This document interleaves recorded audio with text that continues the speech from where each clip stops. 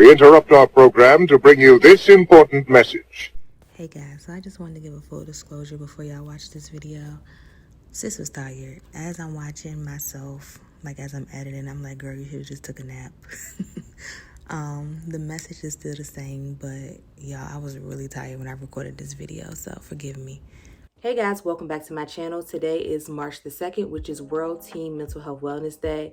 And I really wanted to use today's video to talk to my little sisters and little brothers who may be watching, just to have a big sister talk with y'all. Look, I know the world is crazy right now. I know more than ever, we have to make sure that we are really in tune with our emotions and, just really have people to talk to and resources to use when we're not feeling our best. So as somebody who struggled with depression and anxiety as a teenager, I'm gonna keep it real with y'all. And I just wanna have a conversation just to normalize what you're feeling, to provide some encouragement, and also to give you some resources and some tips on some things that you may be able to do to help you in your current situation. So come on in, get comfortable. We're gonna have a conversation today, and I'm really going to just be open and honest about some of the things that I struggle with as a teenager and go from there. So let's start here. I think it's important to really walk y'all through my thought process as I'm trying to make this video, okay?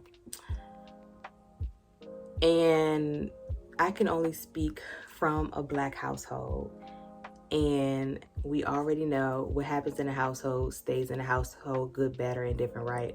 And so as I'm sitting here trying to figure out how to communicate what I want to say, I'm reminded of that statement, and I'm find myself trying to be mindful of the things that I say, but also trying to honor what I feel like my assignment is today. And that's to really be honest with y'all and to, again, normalize some of the things that some of you may be feeling. So let's start by saying our parents are always doing the best that they can based on the knowledge and understanding that they have at that time. A lot of times I feel as though, my talents and my personality weren't really cultivated in the way that I feel would have been more beneficial to me as I continue to grow up. My parents had me when they were 21. My mom had me on the 12th of November. She turned 21 on the 15th of November. So literally, my parents had me when they were babies. And I'm 30 years old, and I still have moments where I'm like, I don't know if I'm ready for kids. As much as I want children, it's certain things that I see, parents having to do in terms of, just making sure that everything is taken care of as far as their children are concerned, that make me be like, okay. So I'm saying that 9 years post being 21. I don't know the age group of people that are watching, but, when you turn 21, we assume that life is going to be figured out. We assume that we're going to have a dose of freedom that is like everything that we've been waiting on. And in some aspects, that is very true. 21 years old, you going out, you partying, you getting to college. So think about being a parent in the midst of like trying to find yourself. Let's start there. Trying to find yourself at 21. That's a lot of responsibility. And so I want to start by saying, as I talk about my experiences and as I identify my emotions, I'll try to stick to emotions because, I really can't support anything other than identifying how I was feeling in that moment. As I talk about those things, I'm also reminded that my parents were young, y'all. My parents were so young when they had me. And again, they were learning and trying to find themselves. They could only teach me or, raise me in a way that made sense to them based on the information and the understanding that they had at that time. And so as I grew up and started to work through things, that's something that I had to acknowledge and then learn forgiveness, okay? Grace and forgiveness. Those are my two biggest things in terms of this situation. And so just for starters, I encourage you to, think about that. Think about how those same variables might apply in your situation And you know what? I know I'm asking a lot of you all at this age. These were things that I didn't learn until like my mid-20s. So you know what? I'll also say that if you can't really grasp an understanding of that, or if that's something that you are not able to work on right now, I totally understand. But always keep that in the back of your head. Like, grace and forgiveness will take you a long way in terms of, you know, starting to unpack and navigate through some of the things that you may be feeling right now as it relates to like your home life or school life. Like, even if you are coming in contact with teachers who you feel are making your school life or your school experience more challenging, and that may be aiding to whatever you're feeling in this moment, grace. Learn to have grace. And, you know, just realize that people can only put out what's inside of them. So if you are experiencing people who are super negative, nasty, mean, imagine what that person may be going through or must be going through inside to be able to project that into the world. And again, I don't even know if it's fair to be putting this on y'all right now, or to really think that in these moments that's where your work is or that's where your thoughts are. But hopefully by me just planting the seed right now, as you grow older and start to, you know, work through some things, that may be one of those things that, you know, you remember that I said and it helps you along the way. So that's my prayer. Okay, let's talk a little bit about my childhood. I grew up in the country, very rural area. A lot of my socialization outside of school was pretty much in my neighborhood. My neighborhood is composed of family. So a lot of my cousins were around my age, older, a little bit younger, but we all like played on the swing set and that kind of thing. As far as cultivating friendships outside of that, I really wasn't granted the opportunity to do that. My family was very strict in terms of, you know, the things that I had access to. Y'all, I used to get in trouble for watching BET, which now I understand, because I understand that you got to be mindful of the things that you watch and, you know, the things that you're taking in. But I grew up in a very strict household. And I really think, now that I think back, I really think that's where my love for music came from. Because like I said, I wasn't allowed to do a lot, but I had my stereo. And so I would sit in my room, listen to the radio. I would watch BET when my parents weren't home. And as I got older, they were a little bit more lax with that. But I would literally watch BET from the time that I got up in the morning until about until like 6, after 6, which is, y'all not gonna know what I'm talking about. So on BET, like, I know BET as it stands now, it's nowhere near as lit as it used to be when I was little. I think now BET really focuses on like TV shows and things like movies and stuff like that. But when I was coming up, BET starting at about, I think, 8 a.m. I think that was when BET Now came on. Then it was like BET Next, I think. So BET Now was like the current music. BET Next was like the up and coming artists. We had Rap City. They would play all of the most popular rap songs. We had 106 in Park. It was just Cedar's World. Y'all remember Cedar's? Well, for the older crowd that's watching, Cedar's World. It was really a different time in TV and music in general. And so that was where I spent a lot of my time growing up, like just overindulging in music, because I really couldn't do much else. I love to read. I was a scholar in school. Me and my cousin Fee, we used to do silly stuff like write each other letters. And we lived in the same county, y'all. But we would write each other letters like, and put stupid stuff in the envelope, like sunflower seeds that we had ate off of, or fruit roll-up wrappers and stuff like that. Like, we would just do little stuff like that and send that back and forth to each other. But that was really the premise of my childhood. I wasn't involved in sports until I got into like 9th or 10th grade. I mean, I went to church, which I hated. I ain't even lie to y'all. I hated going to church. I used to be on the choir, hated it. Used to be on a praise dance team, hated it. I really didn't have opportunities to really foster or cultivate my personality. That's just how I feel. Or the things that, you know, I found to be interesting. So somewhere of course we used to be on the phone and stuff like that, like talking on the phone, three-way, all of that stuff. So somewhere in my early teen years is when I realized that I was not feeling good. I wasn't happy. I had a lot of anxiety. I had some insomnia. I was still performing up to par, I think. I mean, nobody ever said anything to me to make me feel otherwise, but I remember not feeling good. I was sad. I'm gonna be honest, it was times where I could identify with like not wanting to live. I wasn't enjoying life. I would go to school, have the time of my life, and then I would come home and just be like, this ain't it. Like, I always felt like I wanted to be more involved in the things that were going on around me that at that time felt like they would make a difference in how I felt.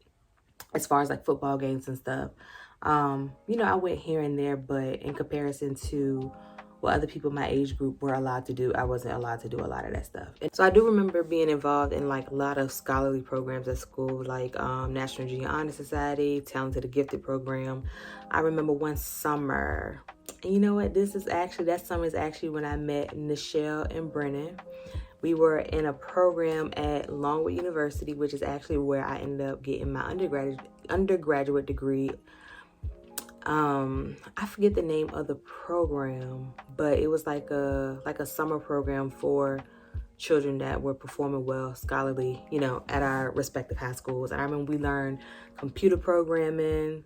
So your girl was ready, like when the MySpace age just happened. Yeah, I'm forgetting I'm talking to people that are like probably looking at me like, MySpace, what is she even talking about? What I'm trying to convey is that like I was always involved in stuff as it related to school.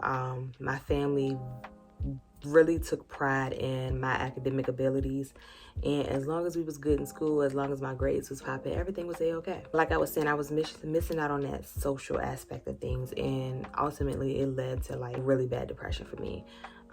So I used to listen to music, I used to journal, I used to put outfits together, I used to do like a lot of stuff on the computer, which is things that I enjoy, but being in the house all the time, around your family all the time, it wasn't working for me. I can't remember if I ever talked to my parents about how I was feeling. I don't think that I did, because of course, your teenage years, that's when you and your parents going neck to neck.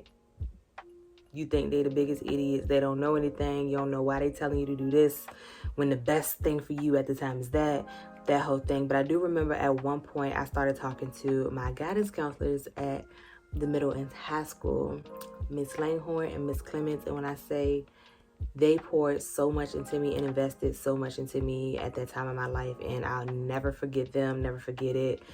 And I needed them at that time. Like I really needed people who I knew I could talk to and who kind of validated the things that I was feeling.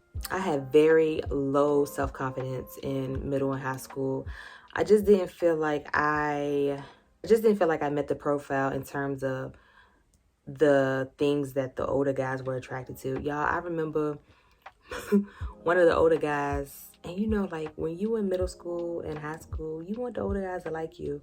Y'all, they was calling me Morris Chestnut. I don't know where the heck they got that from or why they felt like that was me, but they started calling me Morris Chestnut. And so like when I would walk into the cafeteria, the high school boys would be like, Morris, and everybody would start laughing. It was the worst thing in the world.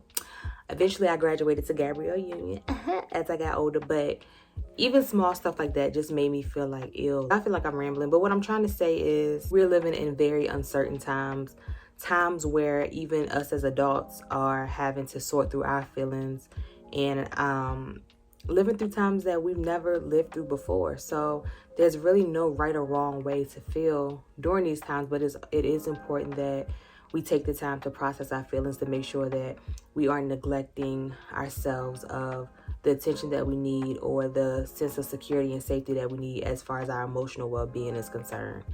And I know it's extremely, honestly, y'all, I couldn't imagine being a teenager in this day and age with social media and all of that is just, it's a lot. Like, even me as an adult, sometimes I have to take a step back and say, you know what, let me just delete my social media apps for a while and get myself together, because it's overwhelming. And I think the beauty of me being a millennial is that I have the experience of like the pre-social media and technology age, as well as the current age of technology and everything being driven by social media. So I understand the benefits of both sides of it. Like, literally, we would be outside playing from the time we got home and did our homework until it was time to come in to get ready for bed, like to shower and get into bed for the night. So it was just a different day and age. And so I can only imagine some of the things that some of you experience on a daily basis, you know, seeing other children your age who may have YouTube channels or may have parents who are wealthy, and, you know, they seem to just be living this extravagant and exciting lifestyle. I can't say that I had that experience coming up where I was like the whole comparison game in terms of wealth. Now, of course, we had our celebrities on TV, but even that, when I was coming up, they were like a separate entity altogether in my eyes. Like, they seem so far out of reach that I feel like their success and the things that I saw on TV didn't really affect me in the way that social media probably impacts y'all today, because everybody is so accessible. So, you know, while my engagement, so to say, with celebrities was literally when their music video would come on TV, or like if they were featured in a TV show or something like that, we saw that and that was it. We weren't watching TV and then going and saying, let me get my phone and go on Instagram and see, you know, if they're live or see if they posted something today. We didn't have that kind of access. It was very cut and dry.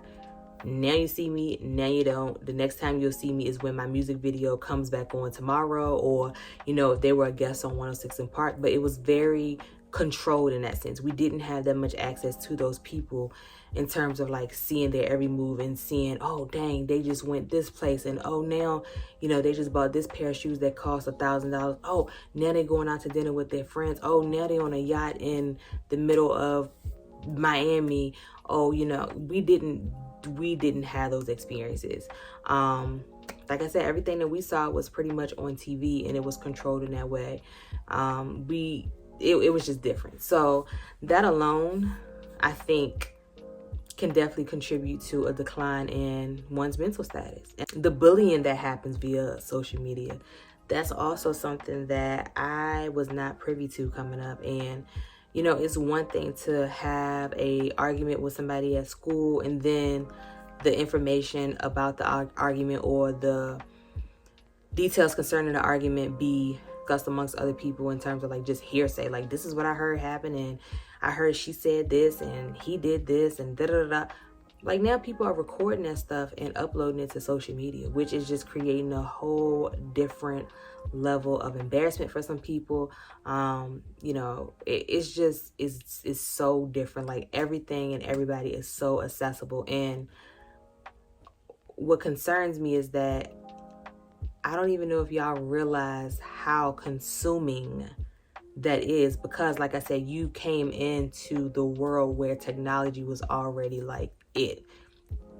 Everything was run by technology. What else?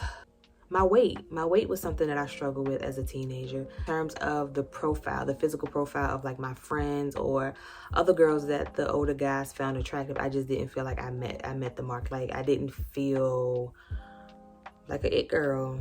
I didn't feel like an it girl back then. In middle school, I think the way that I dressed at times kind of bothered me too, because, you know, as I was coming into and wanting to wear different stuff, you still gotta listen to what your mama say as far as, no sis, that's too grown.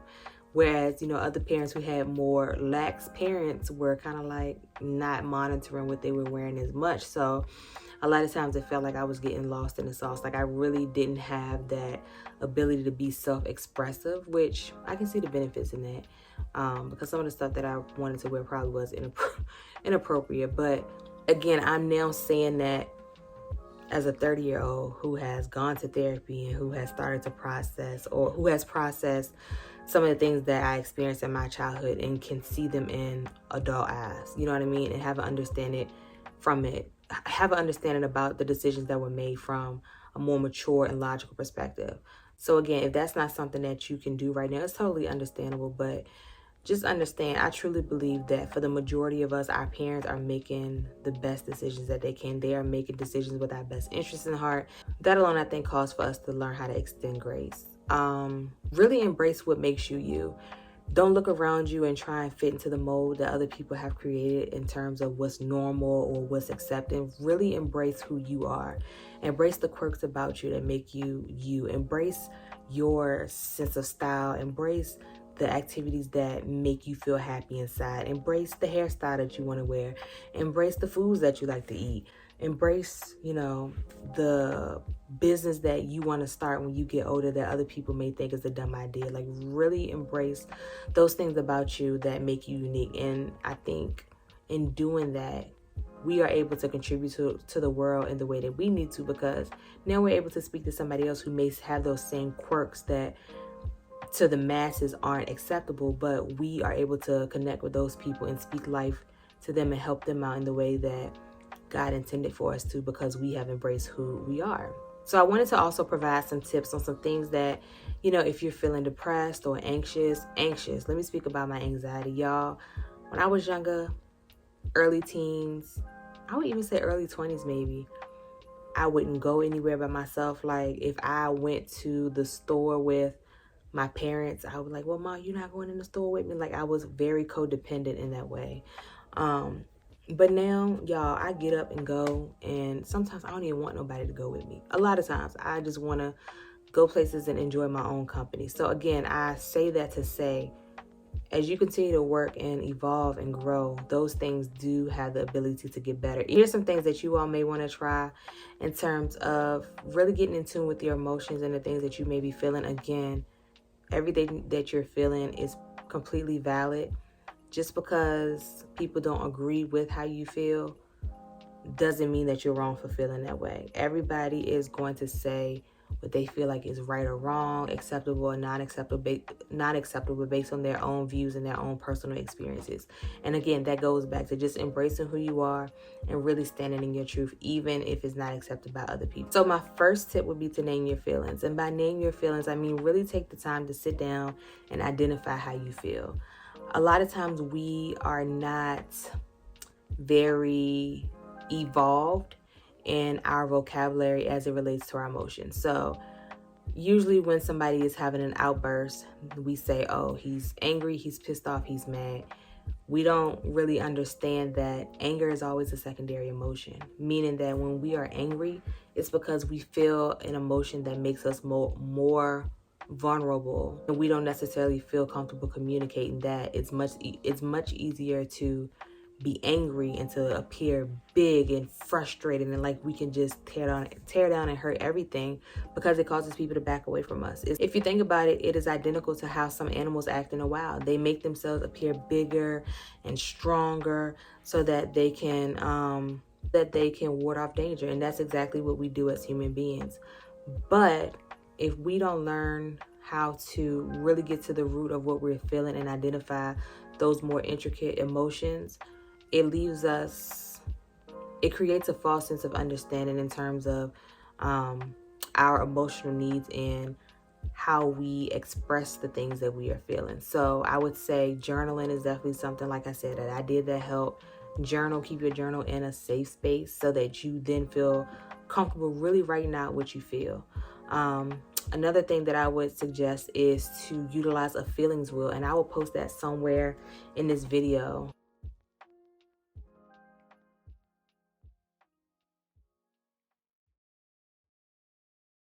A feelings wheel is a tool that you can use to expand your vocabulary and your understanding of the emotions that you feel. If you look at the feelings wheel, you identify on the innermost layer the emotion that you are portraying or that you think you feel, and then it helps you break down that emotion even further to really identify the core of that feeling. So that has been something that's really helped me learn how to identify my feelings. I think I got that from my therapist some years ago, and it's something that I use in my current career, and it's something that I use personally as well. I share it with my friends, I share it with my family, because it is really a great tool to help us start to identify our emotions, because once we identify our emotions, we are better able to explain ourselves to others in terms of the things that we feel. And it's just a really good tool. Number 2 would be to get involved in sports and other hobbies.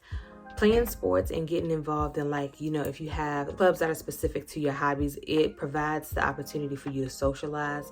And socialization is so good because it helps you to understand that there are different ways of thinking based on the environments that we are surrounded by in our day-to-day.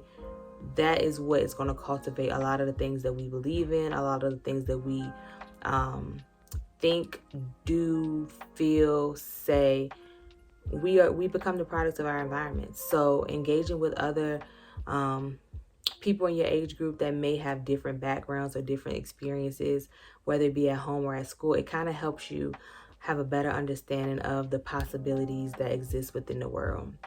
It helps you to become more cultured when you are meeting people who may not have the same beliefs or ideals as you. And I think it just helps you be a more well-rounded individual, on top of the socialization that it allows for. Number 3, listen to music. Now, this is definitely something you have to be mindful of. A lot of the music that we tend to enjoy has some undertones that, if you are already feeling depressed or anxious, may not be the best selection. So listen to music that makes you feel good. Listen to music that you find to be inspirational. I mean, we all, look, myself included, we all love rap music, but you got to be mindful of it because of the message that it portrays. So music, like I said, was definitely one of the things that carried me through my childhood, and it really created a lot of bright spots in my days despite what I may have been feeling. Number 4, do some research. So this is a tool that I also use with my patients at work. Find your favorite music artist, your favorite actor, actress, TV show person, and do some research on their background. Look at how they grew up. Look at the struggles that they experienced in life. Look at your favorite YouTuber or social media influencer, and really look at their humble beginnings. I think a lot of times we forget that these people started from somewhere. I remember watching people like, I don't know if y'all watch Queen Naija. I remember watching Queen when she lived in an apartment with her now ex-husband, and they were just recording videos for fun. I remember the same thing to be true about De'Ara and Ken when they first started. And so for a lot of people who may not have been hip to like YouTube or YouTube couples and that kind of thing, and now you see this success, it kind of makes you feel like you are behind the curve because they seem to have it all figured out, not realizing that it was a process for them too. So do some research. Pick your favorite rapper. Look at how they grew up, their childhood, any losses that they may have experienced. Some kids went into the foster system. Like, really look at their story, and it will give you hope and help you to understand that everybody goes through struggles. Everybody has a story, and it's all about what you do to that story and how you use it to propel you forward or to stay stuck in the situation that you're in now. Number 5 is pray. Regardless of your religious affiliation, even if you don't know what you believe in, just talk. Just really pretend that you are having conversation with a good friend and say what's on your mind. Talk about your fears. Talk about your upsets. Talk about the things that you wish were better. Talk about the goals that you have in life. Ask for understanding. Ask for whatever it is that you feel like you need in that moment. But prayer was definitely something, even in my younger years, that made a difference and that just helped me continue pushing forward and believing in something bigger than me. Number 6, ask for help. A lot of times, I think we assume that the people around us know what's going on with us. And I always say, we're not the main character in people's stories, meaning that everybody that we come into contact with has 1,000 things on their mind. We never know what somebody is thinking about it at any given point in the day. And we also tend to assume that if something is wrong with somebody, that they will let us know, right? I understand that at times it doesn't feel cool, so to say, to ask for help. But there also comes a time where asking for help is important, because we get so caught up in our thoughts and we believe our thoughts to be the absolute truth that we start to make decisions based on that thought that may not be the best for us. And if we had someone else intervening and giving us a different point of view, we may make decisions that we would be more appreciative of, or that would be better off for us in the long run. So ask for help, whether it be a parent, grandparent, aunt, uncle, older cousin, older sibling, and like even if you got to go to the guidance counselor, like just ask for help. Say like, hey, I don't know what I need, I don't know what's going on, but this is how I'm feeling. That's an easy way to start a conversation and to allow an adult to help you to consider options that you may have. Those options may include medication. It may include a therapy appointment. It may include a general checkup, because sometimes the way that we feel, it's just our body letting us know that we're missing something as far as vitamins and nutrients are concerned. And, you know, once we fix that, we feel a lot better. So just ask for help. It may be hard. It may seem like nobody cares, but I assure you, people care about you. People love you. And there are people that are willing to help you if you ask for help. Don't feel as though your help has to come from inside of your household. Like I said, if it's a guidance counselor, a coach that you feel comfortable talking to, talk to those people about how you're feeling and just get help. Now, I do want to provide an amazing resource to you all. It's the National Suicide Prevention Line. This line is something that you can utilize at any point in your day if you're just feeling like, look, I need to talk to somebody. I'm losing it. This is a resource. Use it, use it, use it. I'm going to put the number up on the screen. Call them, let them know what's going on. And again, this is a group of people that are able to help you. Listen, I know right now things seem horrible. They seem intolerable. But I promise you, I'm a living witness that things can get better. Things will get better. You just have to be intentional about it. Be intentional about asking for help. Be intentional about letting somebody know that something ain't right with you. It's okay. You are not weak. You are not weak for asking for help. I truly believe that asking for help is one of the strongest things that we can do as individuals. When we try to take on things on our own, we tend to make a mess of it. And so, you know, reach out to somebody that is in a more clear state mentally to really consider what your options may be and to offer you those options and allow you to navigate through the process of getting to a better space. I really hope that this helps somebody. If any of you ever need to talk, I am available. DM me on Instagram. I'll put my Instagram here. I'm gonna let y'all know, like I talked about, that social media, sometimes I do take my social media break. So if I don't respond, it's not that I'm ignoring you. I just may be on my social media hiatuses. But really, reach out to a family member, a friend that you trust and who is really in a position to help you to make some decisions and just to get things back on track. Life is supposed to be fun. It's supposed to be exciting. And I really want that for all of you. So if you're struggling, just position yourself to receive some help.